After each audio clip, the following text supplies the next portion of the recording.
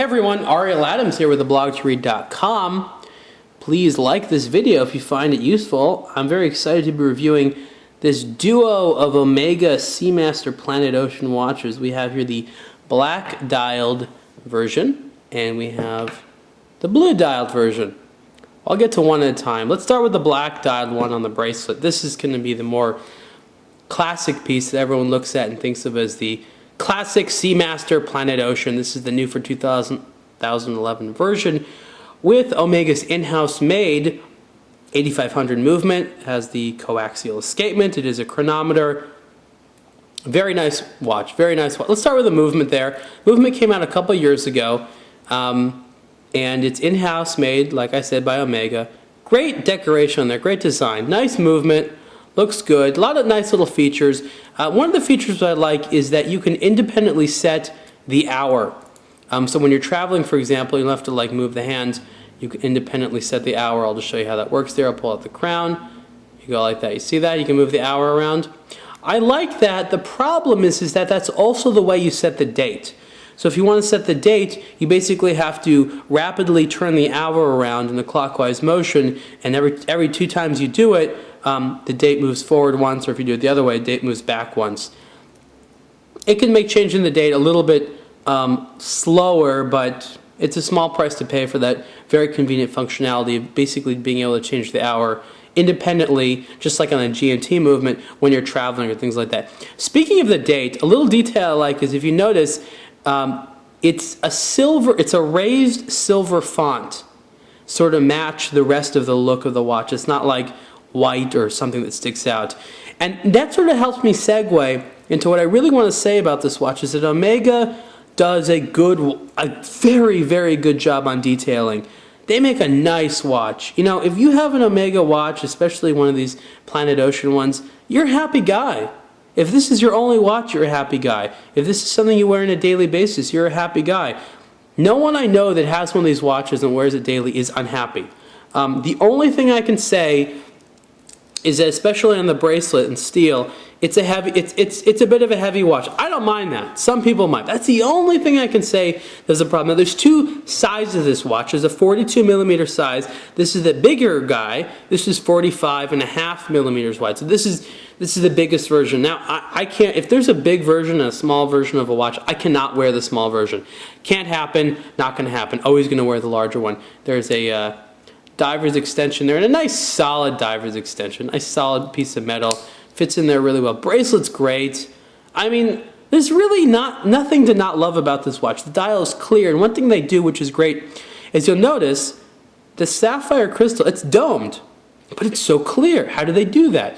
Well, in addition to using a very healthy amount of anti-reflective coating, the crystal is of such a high quality that it's perfectly the same size all over. So there's no distortion effect, there's no lens effect, because the thickness of the crystal is consistent.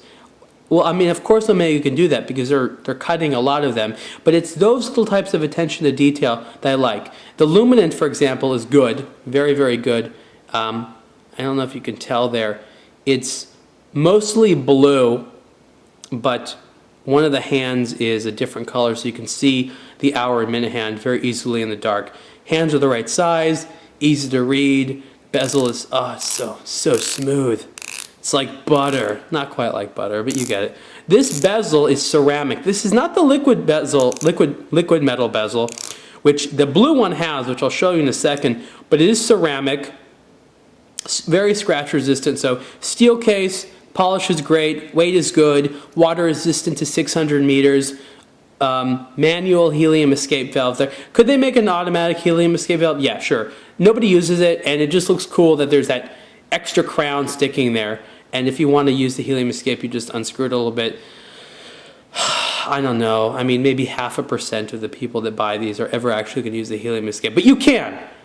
It's a cool professional diver's watch for just everyday duty. But if you want to use the helium escape valve, it's there for you. And it even says, look at that, what does it say? It says H2 on there, just in case you forget what it is. Okay, so this is the steel version on the bracelet with the black dial. There's little different versions. There's ones with like the 12, the 9, the 6 are like orange, and there's some different bezel options. There's like a gray bezel. This is the basic version. There's some other variations. They're all basically going to be the same watch. Okay, blue one. And the blue one is on the rubber strap here.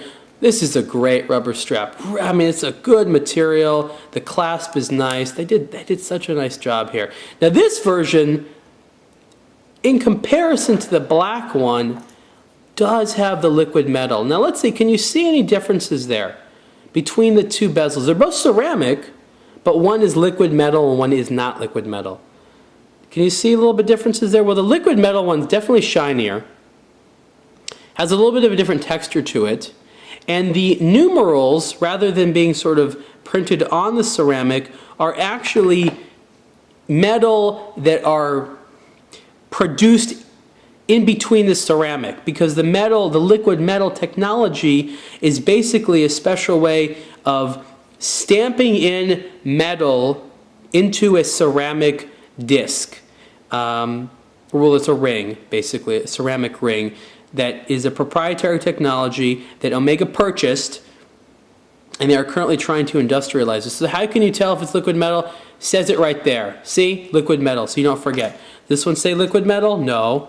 I mean, they're both ceramic. To be perfectly honest, I don't know how much better the liquid metal one is than this one.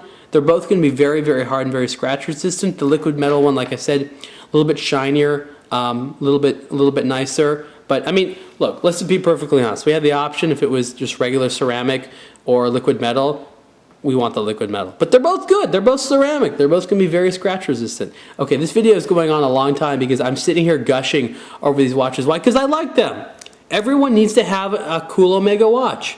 And they just look so good. I can't decide whether like blue or black or all the other colors they don't make.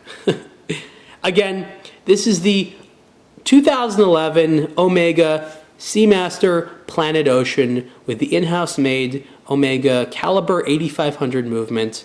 And you can see the full review on ablogtoread.com. How much do they cost? That's where it hurts.